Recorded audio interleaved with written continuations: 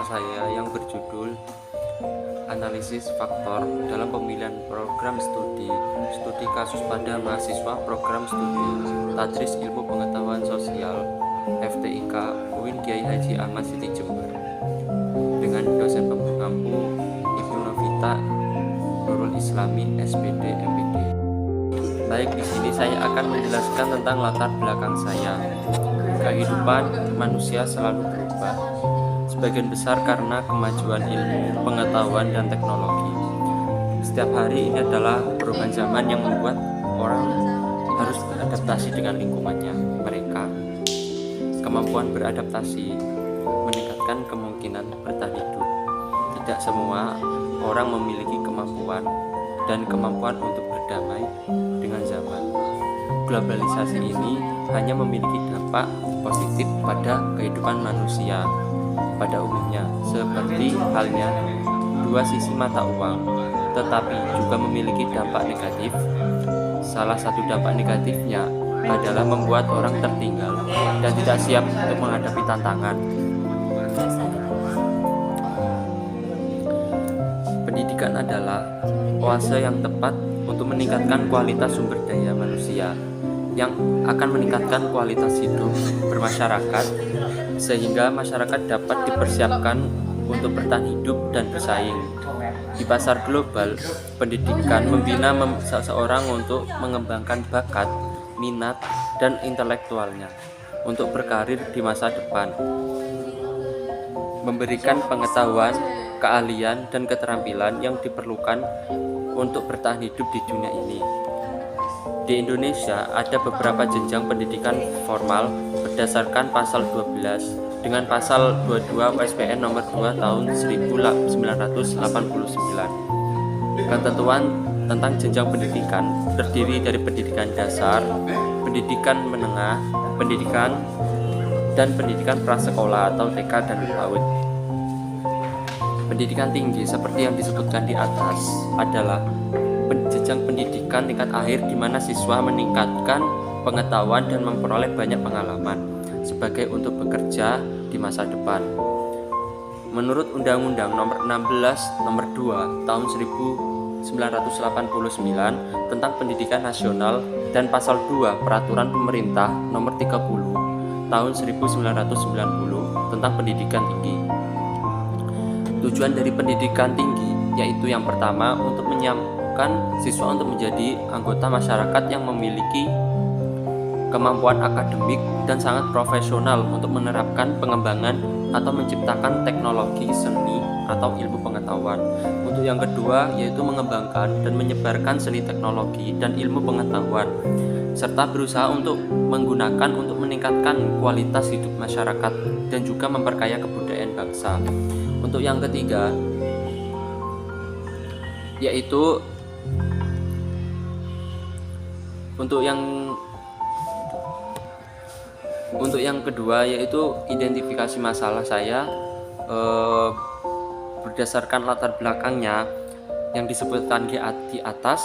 Peneliti memilih subjek penelitian ini. Alasan memilih penelitian ini, mahasiswa program studi Tadris IPS di UIN Jember dan bagaimana prospek kerja di masa depan mempengaruhi keputusan mereka untuk mengambil program tersebut. Dan pembatasan masalahnya, penelitian ini dibatasi pada pengaruh kepribadian individu terhadap keputusan mahasiswa untuk memilih jurusan pendidikan IPS dan pengaruh prospek pekerjaan masa depan kepentingan keputusan mereka, sehingga masalah yang muncul akan diteliti adalah analisis faktor pemilihan program studi kasus pada mahasiswa program studi Tadris Ilmu Pengetahuan Sosial FTIK UIN Kiai Haji Ahmad Siti Jember. Rumusan masalah saya yang pertama yaitu apakah orang tua berpengaruh kepada keputusan mahasiswa untuk jurusan pendidikan IPS, dan yang kedua apakah teman sebaya sendiri berpengaruh terhadap keputusan mahasiswa untuk jurusan pendidikan IPS, dan yang ketiga apakah kepribadian individu berpengaruh terhadap keputusan mahasiswa untuk jurusan Tadris IPS, dan yang keempat apakah persepsi mahasiswa tentang perguruan tinggi mempengaruhi keputusan mereka untuk mengambil jurusan IPS. Dan yang kelima sendiri, apakah faktor yang mempengaruhi keputusan mahasiswa untuk masuk ke jurusan tadris IPS adalah prospek pekerjaan di masa depannya. Dan yang selanjutnya yaitu tujuan masalah. Yang pertama, dari tujuan masalah tersebut dapat untuk mengetahui pengaruh faktor orang tua terhadap keputusan mahasiswa untuk jurusan pendidikan IPS. Dan yang kedua, untuk mengetahui pengaruh faktor teman sebaya terhadap keputusan mahasiswa untuk jurusan pendidikan IPS. Dan yang ketiga, untuk mengetahui pengaruh faktor kepribadian individual terhadap keputusan mahasiswa untuk jurusan pendidikan IPS. Dan yang keempat, untuk mengetahui bagaimana reputasi perguruan tinggi berpengaruh terhadap keputusan mahasiswa untuk jurusan IPS. Dan yang kelima sendiri, untuk mengetahui pengaruh prospek pekerjaan di masa depan terhadap keputusan mahasiswa untuk memilih pendidikan jurusan IPS. Dan selanjutnya yaitu dari manfaat masalah.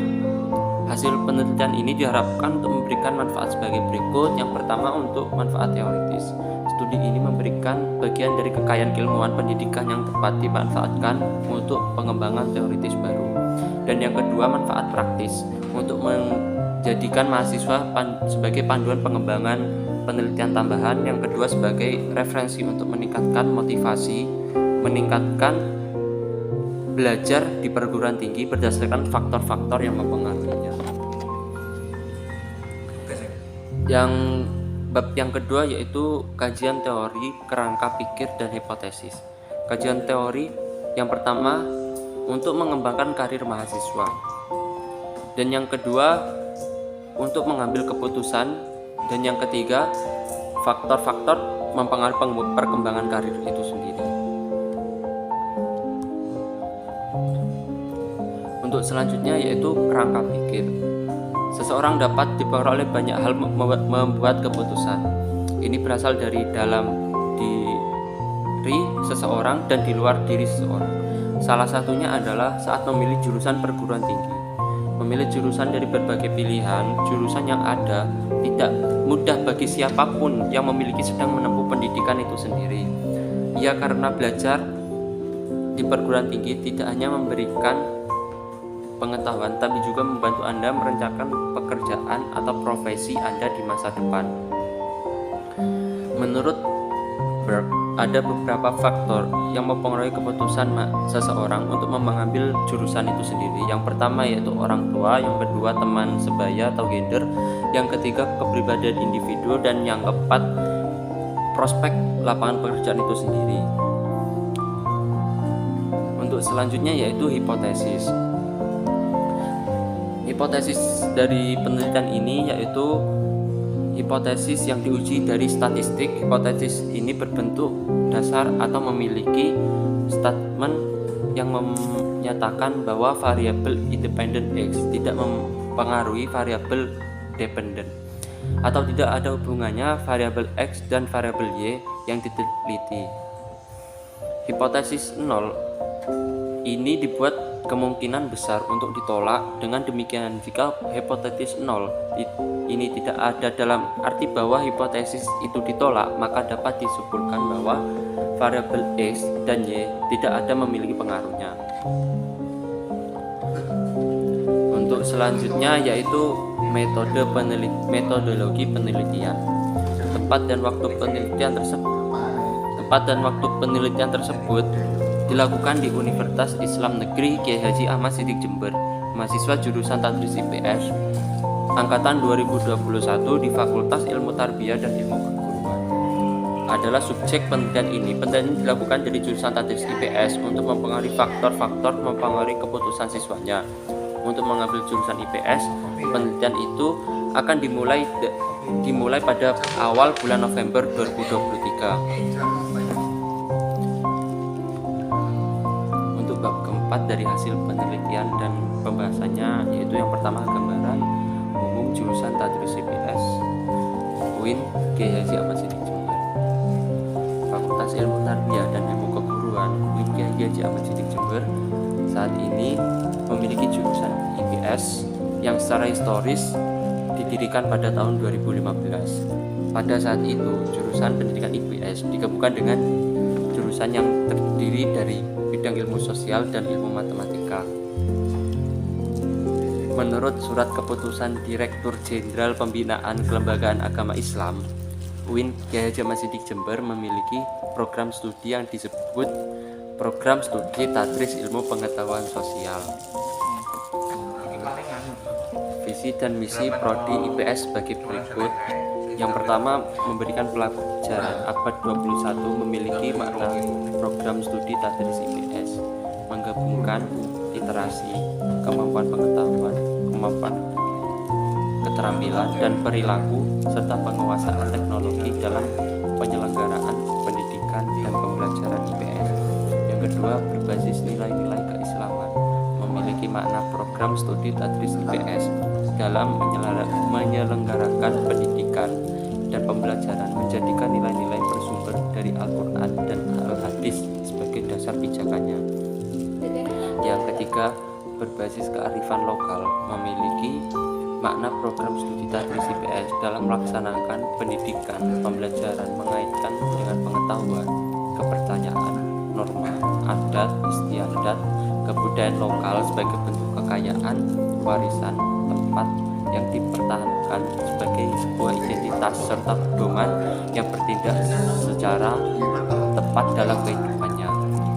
Tujuan program studi Tadris IPS sendiri yang pertama yaitu menghasilkan calon pendidik yang kompeten pada bidang pendidikan IPS berbasis pembelajaran abad 21, nilai-nilai keislaman dan kearifan lokalnya.